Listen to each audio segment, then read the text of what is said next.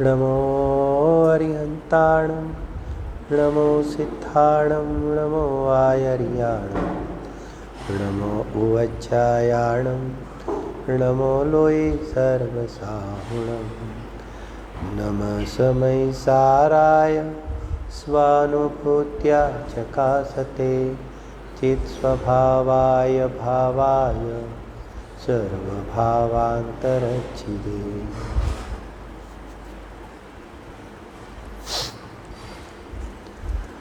भरत क्षेत्र का भगवान ऐसा समयसार ग्रंथाधिराज विराजमान है और समयसार ग्रंथाधिराज के अंतर्गत आचार्य देव अमृतचंद्र द्वारा रचित यह परिशिष्ट, इस पर अपना स्वाध्याय चल रहा है।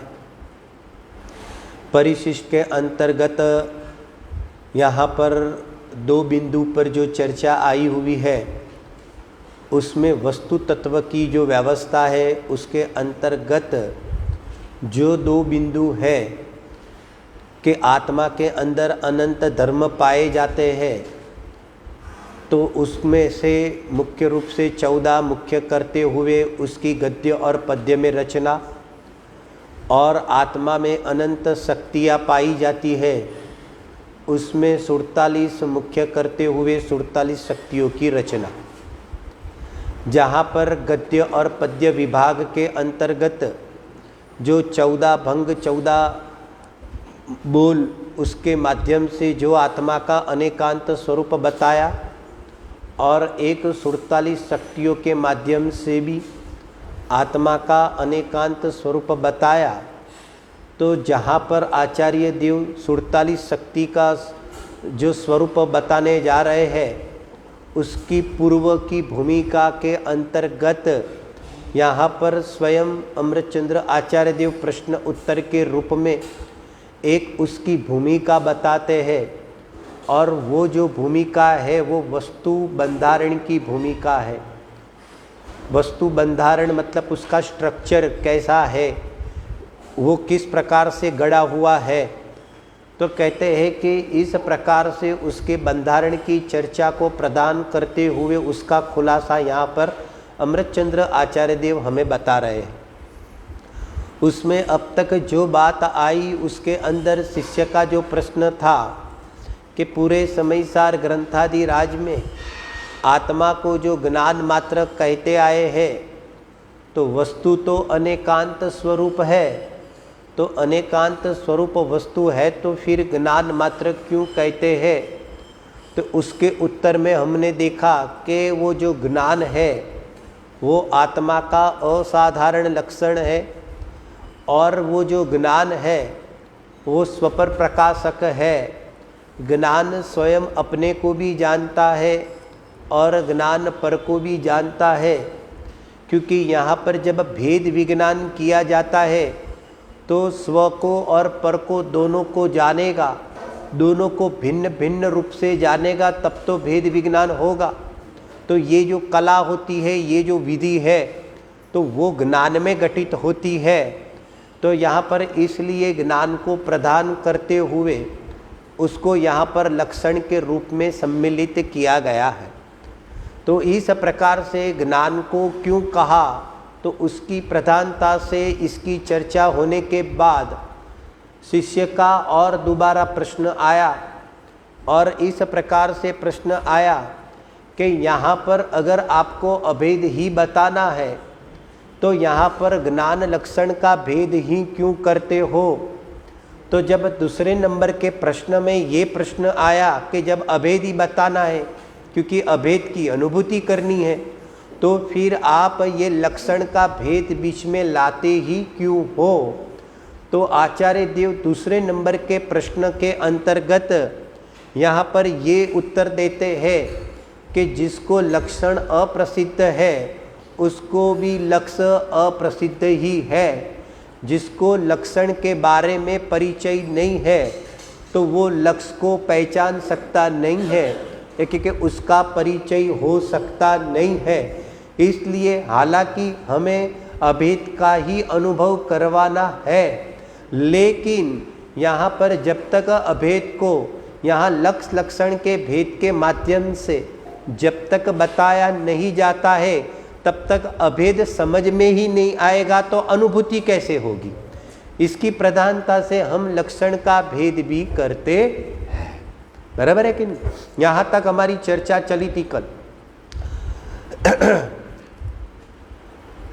हम अपने घर में जब हमारी बेटी बड़ी होती है, तब हमारी जो बेटी बड़ी होती है, ब्याह करने के लायक होती है, तो उसके लिए हम क्या देखते हैं, लड़का देखेंगे। अभी थोड़ी स्टाइल ऐसी होती है कि पहले जब पता चलता है कि भाई इनके लड़के हैं, इनके लड़के हैं, तो पहले घर वाले क्या करते हैं, घर वाले में जो मुखिया पुरुष प्रधान, तो को पहले अकेले जाकर देख के आएंगे। ऐसा होता है बातचीत करने में, ऐसा भी होता है ना, स्टाइल ऐसी होती है कि भाई पहले भले डायरेक्ट बात नहीं निकालो, लेकिन कम से कम देख के तो आओ, बाद में बात निकालेंगे, बराबर है।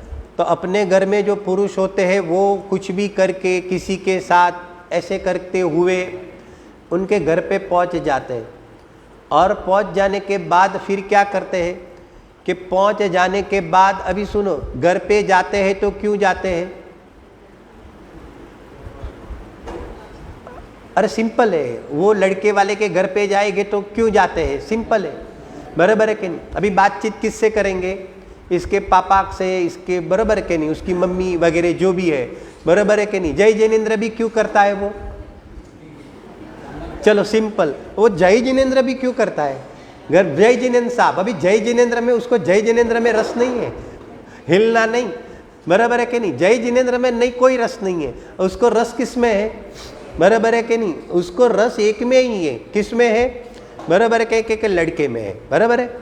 अब यहाँ पर कहते हैं कि वो पुरुष ने उस लड़के को देखा और लड़के को देख के फिर घर पे आए, अपने घर पे आए, और अपने घर पे आए और फिर घर वाले पूछते हैं उन पुरुष को, लड़का देख के आए, एक एक हाथ देख के आए, तो बस चल दो, कर दो शादी,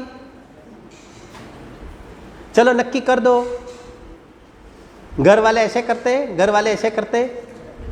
तो फिर अभी घर वाले क्या करते हैं, घर वाले क्या करते हैं, ये भाई साहब लड़के को देखकर आए, और लड़के को देखकर आए तो सीधी डायरेक्ट शादी हो जाएगी, शादी कर लेते हैं। मेरा तो प्रश्न ये है, भार जो है उस पर है, शादी कर लेते हैं, भार उस पर है, बराबर है।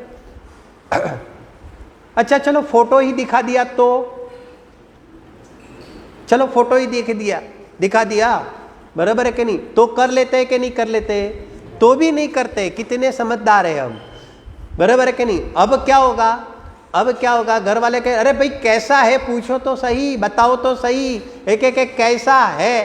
तो अब क्या करेंगे, अब क्या करेंगे, पूरी डिटेल्स निकलेगी कि नहीं निकलेगी, बराबर है कि नहीं।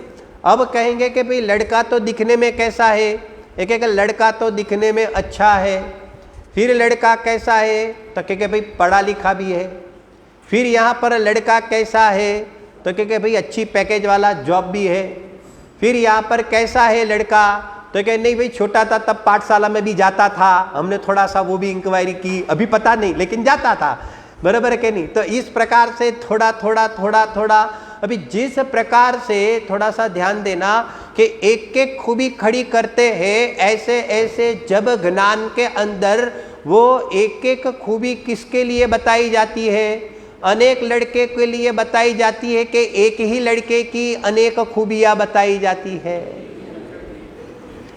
लड़का कितना, एक, और खूबियां कितनी, अनेक, लेकिन उन खूबियों को एक एक करके बताते हैं तो हमारी जो एक इमेज बनती है वो एक लड़के के प्रति बनती है, बराबर है कि नहीं। अभी सुनना, जैसे एक खूबी बताई तो वो एक लड़के के बारे में वो जो एक इमेज खड़ी होती है, तो उस इमेज के साथ हमारा निर्णय कैसे होता जाता है, एक एक दृढ़ होता जाता है। थोड़ा समझ में आता है, ये भाव समझ में आया।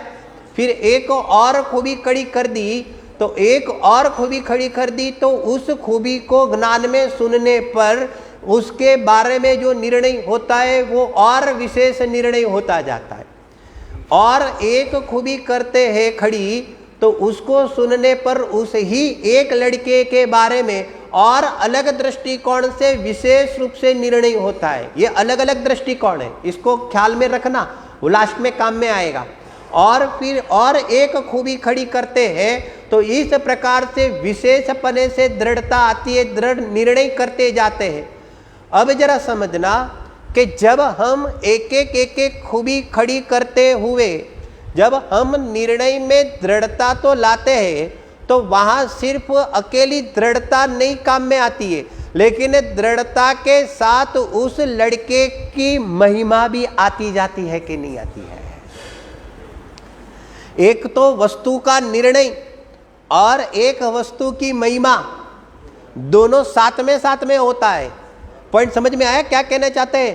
तो क्योंकि वस्तु का निर्णय और निर्णय के साथ ही बराबर क्या नहीं, क्योंकि वो जो निर्णय है ना, देखो इसमें बहुत भाव छुपा हुआ है। ये एक उदाहरण में बहुत भाव छुपा हुआ है कि वो एक लड़के के बारे में किया हुआ वो जो निर्णय है तो उसके पीछे हमारा यहाँ पर उस लड़की के संबंधी, अब ये दूसरा पहलू, जो लड़की को अब जब हम ब्याह करेंगे तो अब वो जिएगी तब तक उसके साथ रखेगी, तो उस संबंधी का निर्भरपना भी साथ में ख्याल में आता है।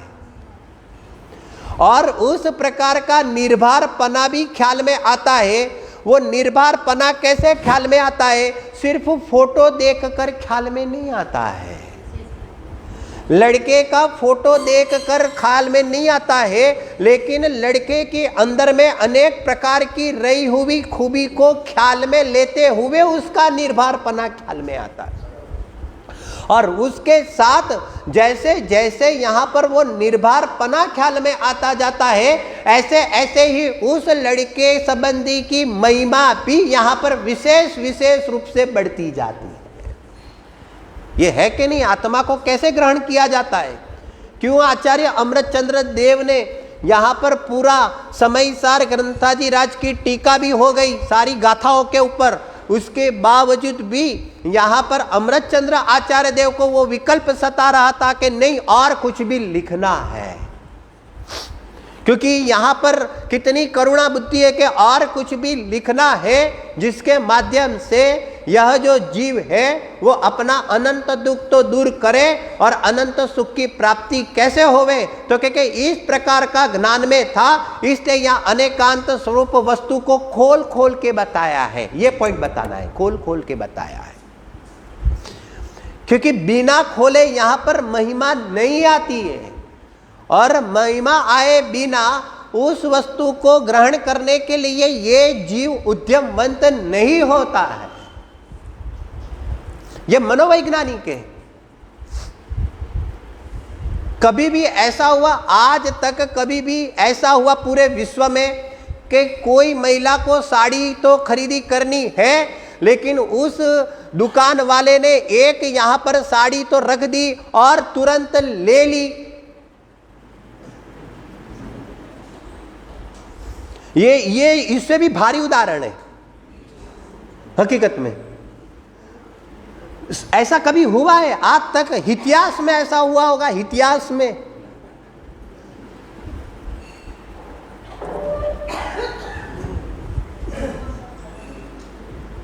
समझ में आया? साड़ियां थी बंद और दिखाई बंद, पैकिंग वाली, पैक करके, बराबर के नहीं, दिखाई थी बंद, लेकिन बंद के साथ ओहो, ये कहां से आया? ये कहां से आया? ये कहां से आया? मेरा प्रश्न यह है, ये कहां से आया? जब वो बंद साड़ी जब ढंग से खोलने में आई, तब उसकी डिजाइन भी ख्याल में आई, उसका पल्लू भी ख्याल में आया, उसका कलर भी ढंग से ख्याल में आया। इस प्रकार से सर्वांग रूप से जब वो एक ही साड़ी जो बंद रूप में थी, लेकिन वो ही बंद रूप वाली साड़ी जब जब खोल के देखी, तब उसको उसकी क्या आई? महिमा आई तब उसको पैक करने के लिए कहने में आया है। अच्छा, वो सब भी बंद साड़ी में मौजूद था कि नहीं था? बंद साड़ी में वो मौजूद तो था, लेकिन हमारे ज्ञान में नहीं था। लड़के में अनेक प्रकार की खूबी तो थी, लेकिन हमारे ज्ञान में नहीं थी। ठीक है, इसी तरह से आत्मा में अनंत खूबियां तो है, लेकिन अनादि काल से हमारे वो अनंत खूबियां हमारे पास पड़ी हुई है, उसका हमारे ज्ञान में उसका ख्याल नहीं था। और ख्याल नहीं था इसलिए उसकी महिमा नहीं आई, और महिमा नहीं आया इसलिए विशेष रूप से जो परिचय होना था, यह शब्द मूल है, विशेष रूप से परिचय। एक सामान्य परिचय और एक विशेष परिचय।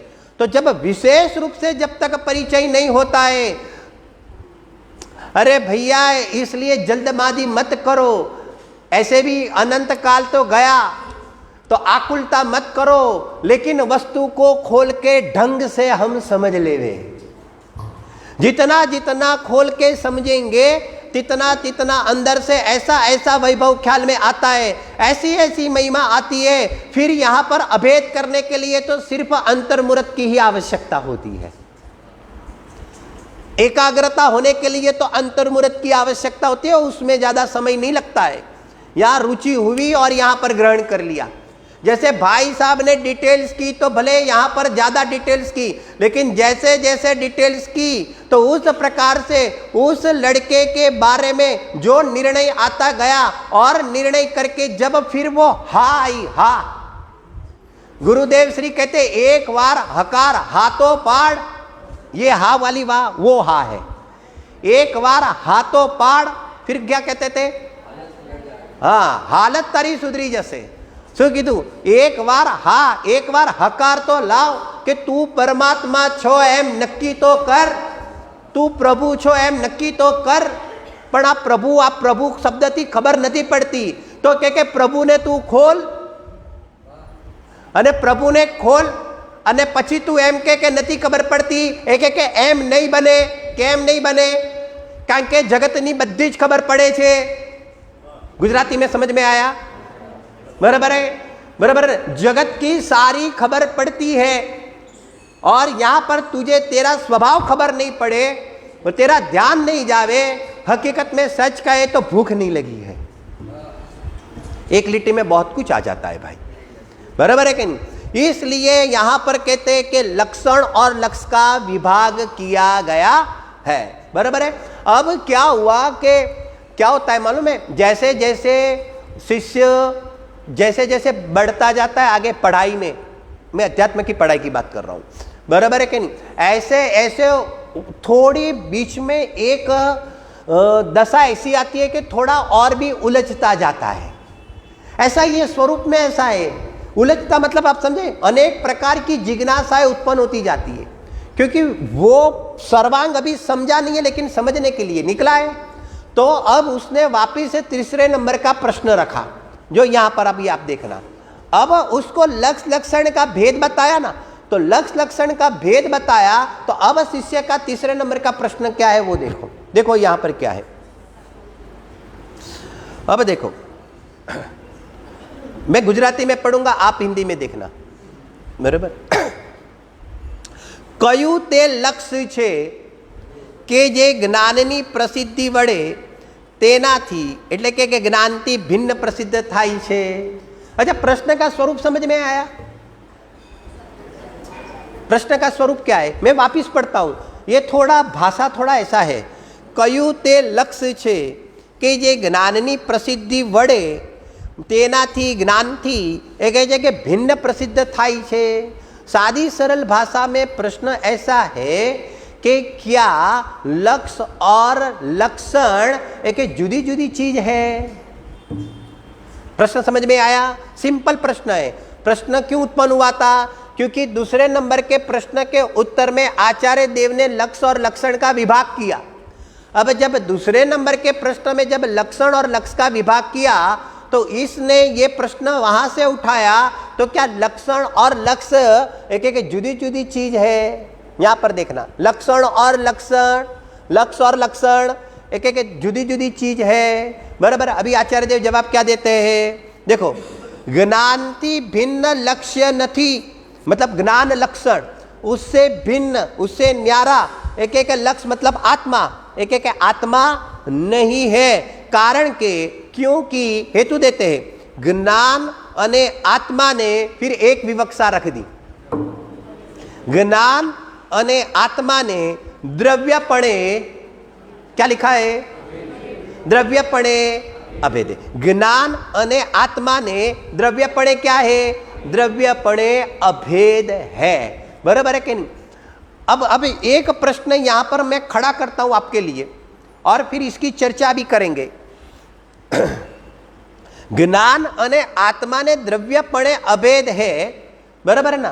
तो यहां पर प्रमाण ज्ञान का विषयभूत द्रव्य को अभेद कहा गया है कि शुद्ध नहीं के विषयभूत द्रव्य को अभेद कहा गया है, यह प्रश्न मैंने खड़ा किया है। यहां पर लिखा है ना, बराबर ना। प्रकरण कौन सा चल रहा है, मैं आपका ध्यान दिलाता हूं। इसमें पूरा परिशिष्ट में क्या विषय आचार्य देव को बताना है, क्या लेना चाहते हैं, और जो अभेद द्रव्य का जो शब्द का प्रयोग आता है तो अभेद का वाच्य हमें क्या समझना है। और गजब की बातें यह है कि ये परिशिष्ट में अभेद का वाच्य हमें क्या समझना है, पंडित जी। और गजब की बात तो यह है कि द्रव्यपने अभेद है, तो द्रव्यपने में क्या समझना है। समझ में आया प्रश्न, पहले समझ में आया प्रश्न, समझ में आया, बराबर है कि नहीं। तो यहां पर बात यह चल रही है कि ज्ञान और आत्मा को द्रव्यपने अभेद है। तो प्रश्न यह है कि यहां पर वो जो अभेद बताना है तो वो कौन से एंगल से अभेद बताना है, आचार्य देव को यहां पर कौन से एंगल से अभेद बताना है, ये प्रश्न आपके ज्ञान में मैंने रखा। उसका जवाब अभी नहीं चाहिए, बाद में लेंगे हम, बराबर है। अभी इसको पहले हम यहां पर विषय को थोड़ा देखते हैं, जरा सुनना। एक लक्षण और लक्ष्य की व्यवस्था, सुनो, ये बहुत काम में आएंगी और इसमें से सीधी एंट्री होगी अंदर जाकर। कि 3 बिंदु पर हम चर्चा करते हैं, लक्षण और लक्ष्य की व्यवस्था पर हम 3 बिंदु पर चर्चा करते हैं, बराबर। अभी आप लोगों को थोड़ा थोड़ा बोलना भी है, अभी जरा समझना। ऐसे 3 नियम कि जो लक्षण होता है वो लक्ष्य में प्रकट ही होता है। नंबर 1 नियम, जो लक्षण होता है वो लक्ष्य में प्रकट ही होता है। दूसरे नंबर का नियम, जो लक्षण होता है वो प्रसिद्ध ही होता है। और नंबर 3, जो लक्षण होता है वो लक्ष्य से अभिन्न ही होता है। ये 3 समझ में आया। ये तीनों चीज एक ही है कि अलग अलग है, अभी ध्यान में रखना, बराबर है। क्या कहा, प्रगट, प्रसिद्ध और अभिन्न, बराबर है। फिर से थोड़ा उपयोग अब सूक्ष्म करना, पकड़ना है विषय को, बराबर। जो लक्षण होता है वो प्रकट ही होता है, बराबर। फिर वहां पर जो लक्षण होता है वो यहां पर कहता है कि वो प्रसिद्ध करता है। लक्षण प्रकट होता है तो कहां पर, तो जहां लक्ष्य होता है वहां प्रकट होता है। नंबर 1, लक्षण प्रसिद्ध करता है। अभी दूसरा शब्द बोलता हूं मैं, लक्षण प्रसिद्ध करता है, लक्षण लक्ष्य को ही प्रसिद्ध करता है, ये दूसरे नंबर का बिंदु। और लक्षण होता है वो लक्ष्य से अभिन्न ही होता है, ये तीसरे नंबर का बिंदु, बराबर है। समझ में आया ये 3। अभी हम पहला बिंदु को यहां पर टच करते हैं, समझना। पहला बिंदु कौन सा बताया, जो लक्षण होता है वो लक्ष्य को प्रकट, जो लक्ष्य होता है वहां प्रकट होता है। उदाहरण के रूप में, उदाहरण के जैसे यहां पर जो अग्नि का लक्षण होता है वो क्या है, अग्नि का लक्षण क्या है, सादी भाषा में उष्णता, बराबर ना। तो यहां पर कहते हैं कि जो अग्नि का लक्षण उष्णता है तो वो उष्णता क्या होती है, प्रकट होती है, सीधी बात है, बराबर है कि नहीं। जैसे कि हमारे डब्बे के अंदर शक्कर भरी हुई है। देखो, एक बीच में थोड़ी एक बात बता देता हूं। आज जो विषय चला ना 50 इकाई में अपना यहाँ पर ये विधान में, तो जितनी गाथाएं चली ना, वो ही गाथा पूरी की पूरी जितनी गाथा है वो पूरी की पूरी इसके लिए समर्पित है। पंचास्ती काय की जो गाथाएं चली है, सुनो, अभी ये जो बिंदु से अभी आज जो बिंदु से जो चर्चा कर रहे हैं वो आपका मैं ध्यान दिलाना चाहता हूं, वो पूरा का पूरा ये यहां पर जो तीसरे नंबर का प्रश्न है उसके अंदर हम समर्पित है। अभी जैसे चलेगा ना विषय तो आपको पता चलेगा कि ये पंचास्ती काई हम पढ़ रहे हैं, बराबर है, जो ध्यान में रखना। अभी बात क्या चली थी कि जो बात ऐसी होती है कि हमें चाय बनानी है, बराबर है कि नहीं, और चाय भी हमें कैसी पीनी है, फिक्की नहीं पीनी है, कैसी पीनी है, फटाफट मीठी पीनी है, कैसी पीनी है, मीठी बनी, बराबर है कि नहीं। तो अब क्या हुआ कि डब्बे में शक्कर थी, और डब्बे में शक्कर थी तो वो शक्कर अब हमने क्या किया, वो शक्कर हमने क्या किया कि भाई चाय में डाला, जो चाय बनाते हैं उसके अंदर हमने डाला, और डालकर फिर वो चाय हमने पी, तब यहां पर मिठास क्या हुई, हाँ बराबर ना, नहीं अपने को तो चलते बिंदु से शब्द का जवाब देना है, प्रगट वाला शब्द चलता है ना। तो जब हमने चाय चखी, जब हमने चाय पी, तब मिठास क्या हुई, बराबर है कि नहीं, अरे बोलो भाई बराबर, मिठास क्या हुई, जब हमने चाय पी तब मिठास क्या हुई,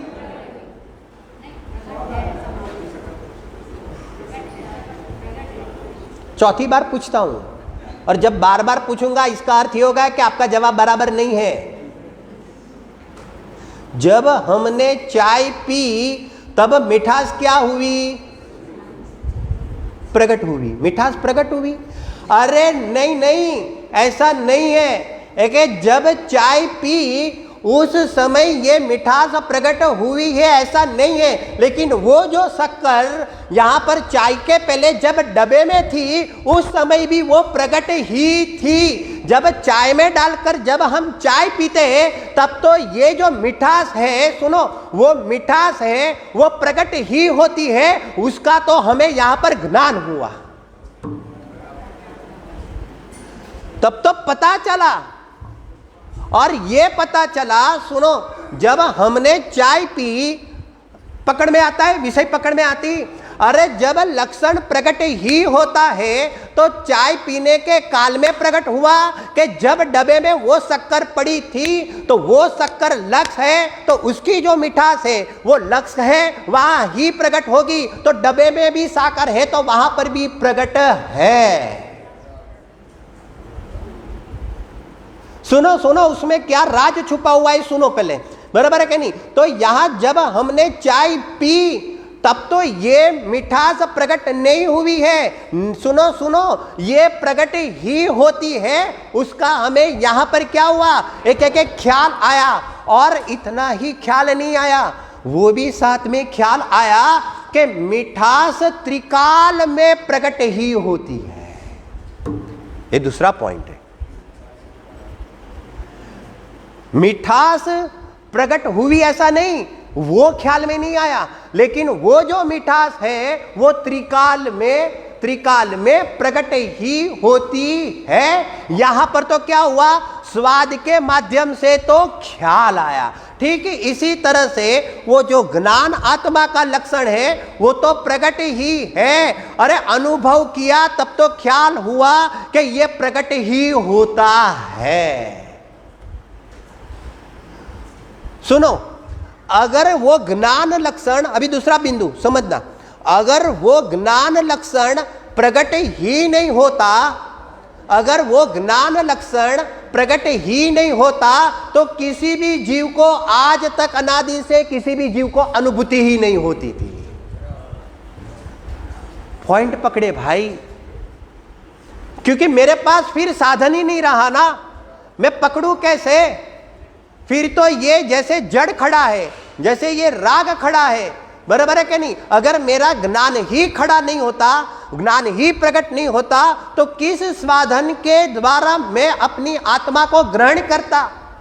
लेकिन वो प्रकट है, और प्रकट है इसलिए प्रकट लक्षण के माध्यम से हम लक्ष्य ऐसे आत्मा को समझ सकते हैं, पकड़ सकते हैं। इसलिए ये जो ज्ञान लक्षण प्रकट है वो अगर ख्याल में आ जावे तो फटाक करके हम लक्ष्य को पकड़ सकते हैं। समझ में आए, प्रकट प्रकट प्रकट। अभी दूसरा बिंदु देखो, सब में अलग अलग है, पकड़ना आपको है कि उसके अंदर क्या क्या भाव छुपा हुआ है। अब दूसरा बिंदु कौन सा है? देखो अभी आज आराम से चल रहे हैं, भागते नहीं है, बराबर है। अभी दूसरा बिंदु कौन सा चल रहा है? लक्षण। बोलो भाई, बोलो, हमारे साथ साथ बोलो, बराबर है कि नहीं? लक्षण, लक्ष्य को हमने ऐसा कहा था, हमने ऐसा नहीं कहा था। लक्षण लक्ष्य को ही, कितना फर्क पड़ गया भाई, बहुत फर्क पड़ गया। लक्षण लक्ष्य को ही प्रसिद्ध करता है, बराबर है कहने का मतलब। अभी देखो आपके वहां यहां पर करेला मिलता है, करेला, करेला मिलता है। आप लोग करेले की सब्जी खाते हो? अरे खाते हो तो बोलो ना। अब ऐसा है कि जो करेले की सब्जी हमारे गुजरात में बनती है ना, तो वो जो करेले की सब्जी गुजरात में बनेगी तो हम उसके अंदर क्या डालते मालूम है? हम लोग गुड़ समझ में, गुड़ बराबर है ना, गुड़ डालते हैं, बराबर है। गुड़ डालेगा, कोई शक्कर डालेगा, हम भाई गुड़ डालते हैं, बराबर है। अभी वो गुड़ डालते हैं ना, और क्यों डालते हैं मालूम है? क्योंकि भाई करेला कैसा होता है? अरे सिंपल करेला कैसा होता है? एक कड़वा होता है। अभी कड़वी सब्जी कौन खावे, तो उसके अंदर क्या डाल देते हैं? एक हम गुड़ डालते हैं। तो अभी गुड़ डाल दे तो फिर करेले की सब्जी कैसे लगेगी हमें?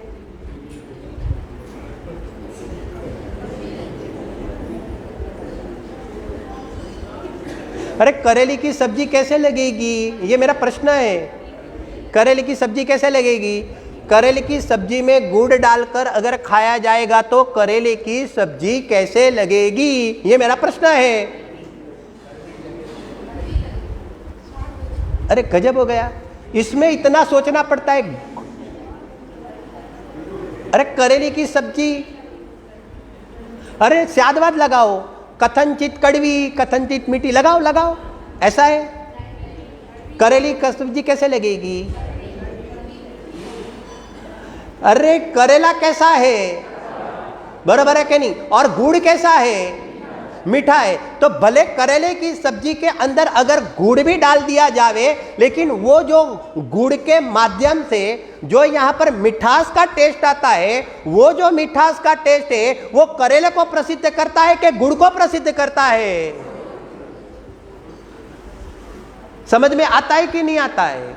अरे दाल के अंदर अब जब नींबू डालते हैं, बराबर, तो दाल कैसी हो जाती है? फटाफट बोलो, दाल कैसी लगेगी? टेस्ट में दाल कैसे लगेगी, बराबर के नहीं? तो जैसे यहां पर कहते हैं कि दाल खट्टी लगती है, तो बात यह है कि ये जो खटासपना है वो दाल को प्रसिद्ध करती है कि ये जो खटासपना है वो नींबू को प्रसिद्ध करती है?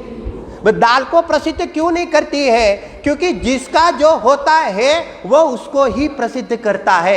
यहाँ खटास है वो नींबू की है, तो वो खटास है वो नींबू को ही प्रसिद्ध करेगा। दाल में मिर्ची पड़ी है, तिखास लगती है, तो वो जो तिखास है वो मिर्ची को ही प्रसिद्ध करेगा। ठीक ही इसी तरह से वो जो ज्ञान प्रकट लक्षण प्रकट है, तो वो अगर आत्मा का है तो प्रत्येक समय ये जो ज्ञान है वो ज्ञ को प्रसिद्ध नहीं करेगा, ज्ञाय को ही प्रसिद्ध करेगा।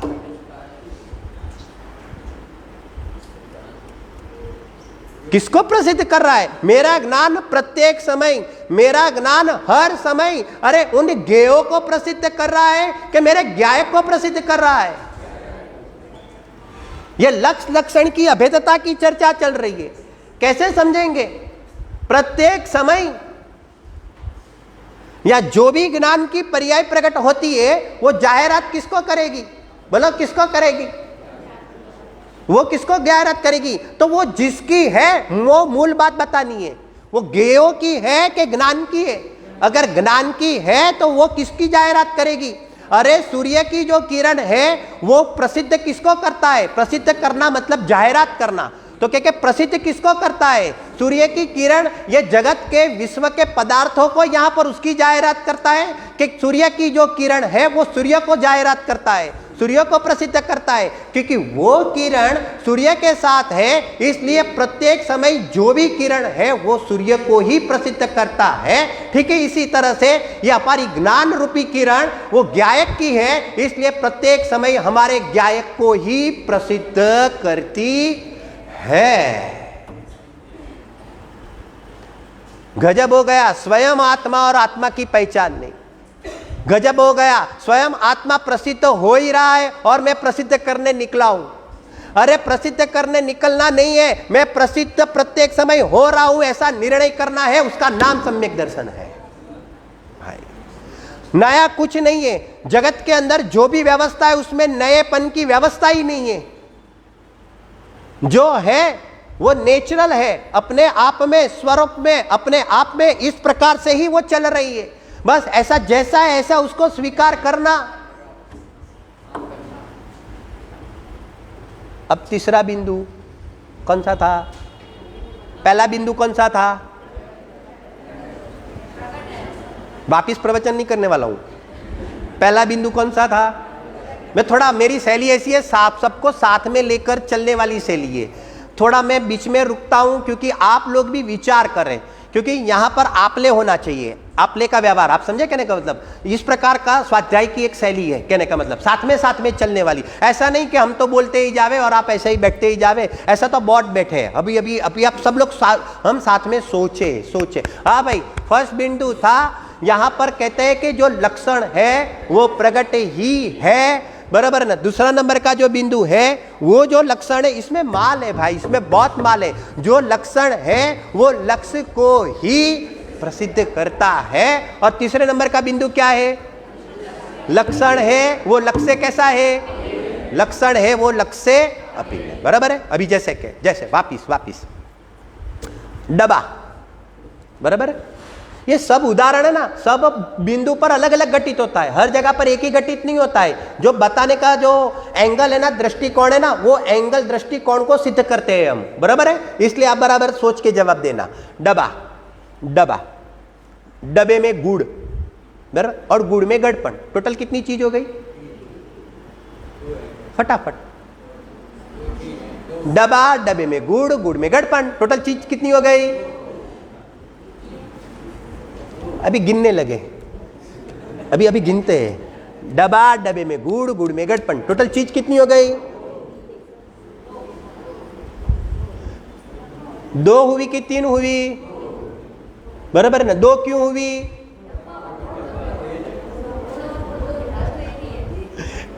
समझ में आया क्या कहना चाहते हैं? डबा, बराबर है कि नहीं, और ये गुड़, तो डबा और गुड़, सुनो, बराबर ना। तीसरा बिंदु को चर्चा करना है ना हमें, क्योंकि डबा और गुड़, तो यहां पर कहते हैं डबा और गुड़ कौन सा संबंध है? थोड़ी शास्त्रीय भाषा बोलो।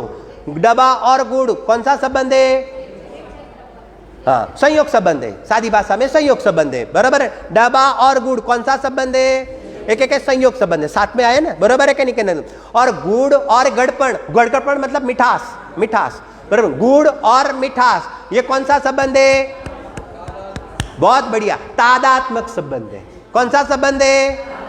बराबर है कि नहीं? तादात्मक संबंध है। इसका अर्थ क्या हो गया कि गुड़ और मिठास कैसे है? अरे अपने अभी चलते विषय में तादात्मक संबंध है, इसलिए कैसे? तादात्मक संबंध किसको कहते हैं? अभी पॉइंट बताते। तादात्मक संबंध किसको कहते हैं? बराबर है, आप भाव में सब समझते हैं, बिल्कुल बराबर है। तादात्मक संबंध इसको कहते हैं कि कोई भी कारण से उसको अलग नहीं किया जा सकता। आज आई थी, कई गाथाएं आई थी इस प्रकार की। कोई भी कारण से उसको अलग नहीं किया जा सकता है। एक रस, आप समझे कहने का मतलब? तादात्मक मतलब इससे ये जुदा नहीं हो सकता है, बराबर। गुड़ और डबा अलग हो सकता है क्योंकि वो अलग ही है, लेकिन गुड़ और मिठास अलग नहीं हो सकता है क्योंकि एक रस रूप है। ऐसे ज्ञान और आत्मा कैसे है? एक रस रूप है, तादात्मक रूप है, और द्रव्यपने कैसे है? अभेद है।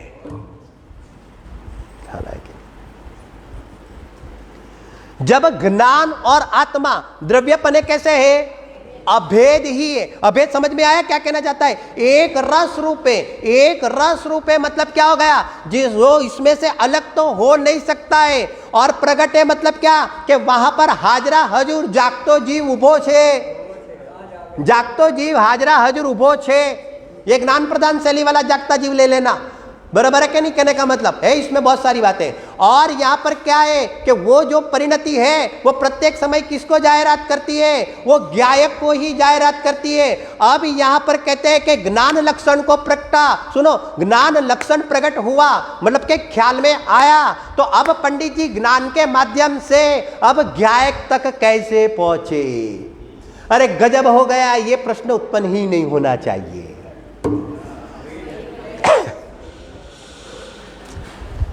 समझ में आया क्या कहना चाहते हैं?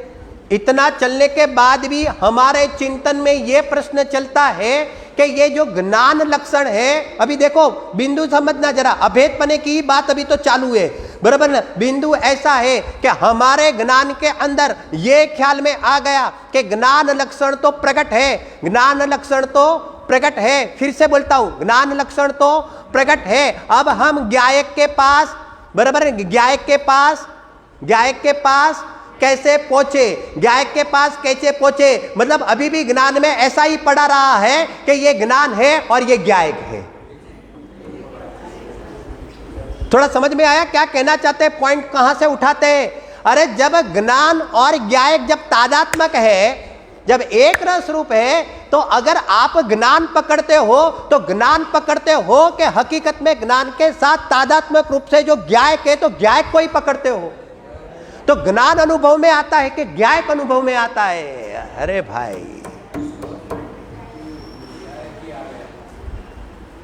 देखो, और निकाले सब में मन में क्या पड़ा है और निकालते हम, बराबर है?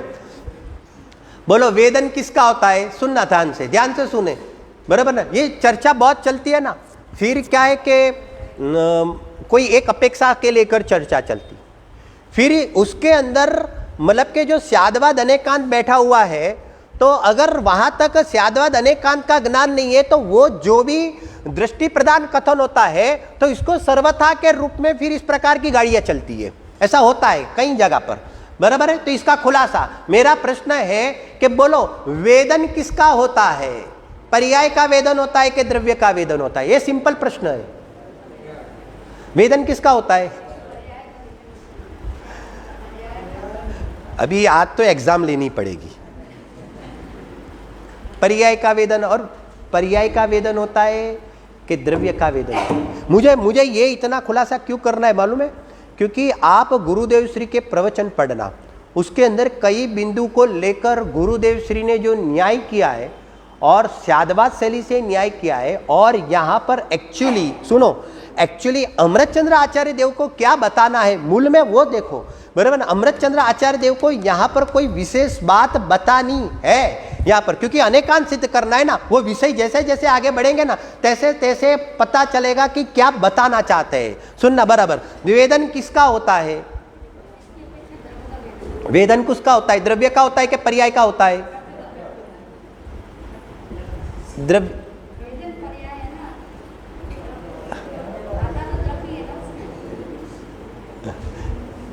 आपके ज्ञान में अपेक्षा भी बैठी है, वो मैं समझ सकता हूं और सही है आप, बराबर न? और किसी को कुछ कहना है और किसी को कुछ कहना है। अरे सुनो भाई, वेदन पर्याय का होता है, द्रव्य तो अकारक और अवेदक है। ये यहां पर दृष्टि की प्रधानता में भेद परक कथन है। क्या कहेंगे? दृष्टि की प्रधानता में भेद परक कथन, द्रव्य पर्याय का कथनचित भेद करते हुए, क्योंकि दृष्टि की अपेक्षा आ गई ना, तो दृष्टि की प्रधानता से भेद परक कथन है। और पर्याय वेदन में आती है तो सुनो, तो वो पर्याय द्रव्य से कैसी है? अछूती है कि पर्याय द्रव्य से यहां पर तादात्मक रूप है, भले अनित्य तादात्मक, एक समय की तादात्मक, लेकिन वो जो पर्याय है वो द्रव्य के साथ तादात्मक है, एक रस रूप है। तो वहां पर कहते हैं कि वो पर्याय और द्रव्य, सुनो, पर्याय और द्रव्य वस्तुपने द्रव्यपने अभेद एक ही है। तो पर्याय का वेदन है कि हकीकत में पर्याय से परिणमित पूरी द्रव्य का वेदन है। इसको क्या कहते हैं? इसको ज्ञान की प्रधानता में अभेद परक कथन कहते हैं। उसको द्रव्य और पर्याय की जब यहां पर दृष्टि की प्रधानता में जब जुदाई बतानी होती है तो दृष्टि की प्रधानता में भेद परक कथन किया जाता है, और जब यहां पर द्रव्य पर्याय की अभेदता जब बतानी होती है प्रमाण ज्ञान के विषयभूत द्रव्य के अंदर, यहां पर अभेदपने से यहां पर बताना है, तो यहां पर कहते हैं कि ज्ञान की प्रधानता में यहां पर अभेद परक कथन बताया जाता है।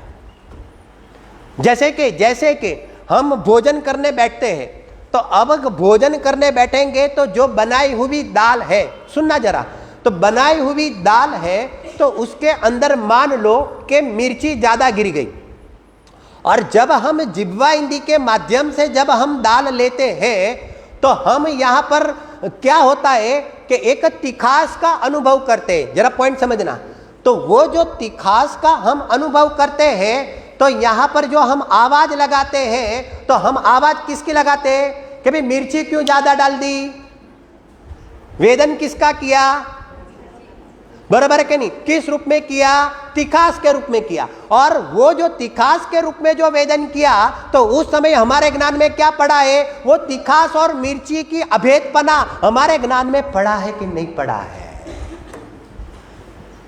ऐसे जब यहां पर चलते विषय में यहां पर कहते हैं कि वो जो ज्ञान पर्याय, वो जो प्रकट रूप से यहां पर जो वेदन में आ रही है, तो अब यहां पर अब हम ज्ञान पर्याय को जान लिया पंडित जी, अब यहां पर हम यहां से ज्ञायक तक कैसे पहुंचे, तो नहीं तूने सिर्फ कथा सुनी, तुझे अब द्रव्यपने अभेद है उसका भाव भाषण नहीं हुआ है।